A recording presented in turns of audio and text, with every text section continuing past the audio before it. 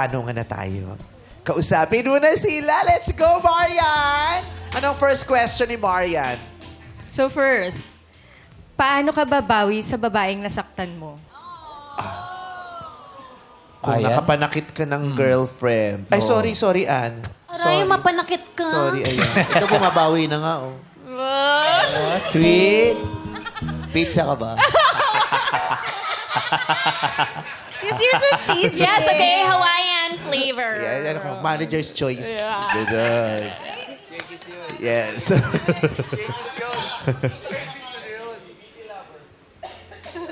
Yeah, Anyway.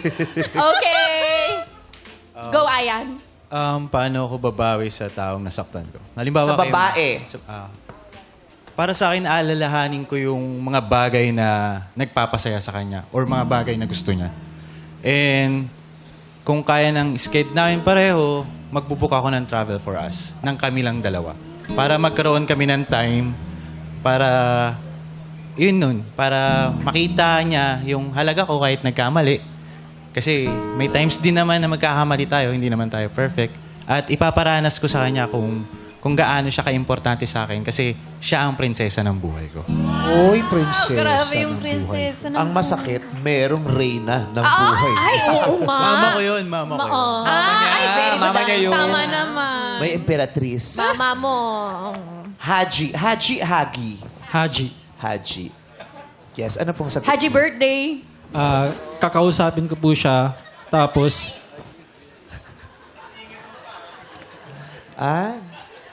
Pizza ka ba?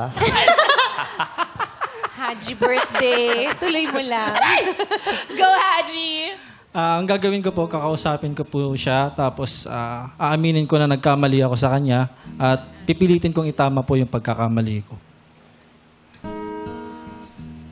Okay. Yun. Ayun po.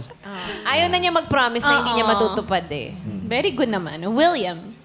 Paano babawi sa babaeng nasaktan? Siyempre, yung quality time talaga. I mean, wait lang.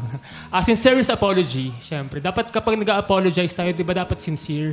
Kasi minsan, nag-apologize na for the sake of yung mapagtakpan, yung pagkakamali. Pero in the long run, uulitin na naman. So dapat talaga when we say our apologies, it should come from the heart. Kasi dapat sincere talaga. At for sure, mararamdaman din naman ng tao yun na hinihingan mo ng sorry na kung talagang sincere and kung galing talaga sa... halimbawa, nasaktan mo si Marian. Paano ka mag-sorry? Ayun, I know I did something wrong and I will try my best to make up to that time na talagang nagkamali ako. Although I cannot promise that it will be a perfect run kasi we're all people, di ba? We are bound to... Ang hirap English. Tagalogin ko na nga. Yun na, bound tayo magkamali, di ba, as a person. So talagang... Ang bata mo para maging mali-mali, no? Kasi English 5 ko, ang English ang haba. Ang hirap. So Tagalog na lang. So, asan na nga ba tayo? Showtime. Ayun, sa showtime. And yun nga, sa sorry. And yun nga, kapag nagkamali ka, make sure na talagang wag mo ulitin. As much as possible, di ba? Okay. Wag natin. Kasi yung tanong kasi, paano ka babawi sa taong nasaktan mo? And Granting na syempre nag-apologize ka na. And- Yung bawi, kaya niya tinatanong yun, Ano yung yung para sunod? malaman, anong klaseng tao kaya kayo? Paano kayo dumiskarte? Anong mga priorities nyo? Paano kayo maglambing? Paano kayo umeffort? Yung ganun. Para getting to know it kasi to di ba? Aside from the sincere apology. Yung quality time din po, syempre. Maglalaan ka talaga. Kasi I believe na time is investment. So, i-invest mo talaga yun sa taong mahalaga sa'yo. So, yun, quality time to talk about the things na kailangan nyo pong isettle. And, yun, time. Mostly. Kasi ako, I give talaga my time and effort sa taong mahalaga sa akin. Whether family or friends or relationship. Talaga What is your idea of quality? Quality yung talagang time. magkasama kayo tapos you talk things through. Kasi yung iba, di ba, pag magkasama, parang magkasama kayo pero parang malayo kayo sa isa't isa. Yung presence nyo lang andun pero hindi talaga kayo nag-uusap ng...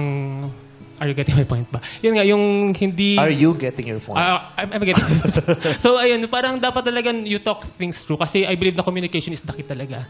Okay, thank you. Opo, mapaunawa po natin. Yes. Marian, kung sakasakali, di ba, sa pagkakakilala mo sa sarili mo, ano yung gusto mong bawi sa'yo? Kung minsan nagkamali sa'yo yung lalaki o nasaktan ka, ano yung gusto mong gawin niya para makabawi man lang siya sa'yo? Syempre, the number one is the assurance.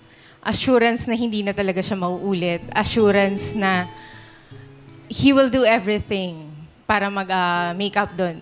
Time, quality time, communication, yun talaga yung importante. Kasi doon mo siya mafe-feel yung sincerity ng apology niya.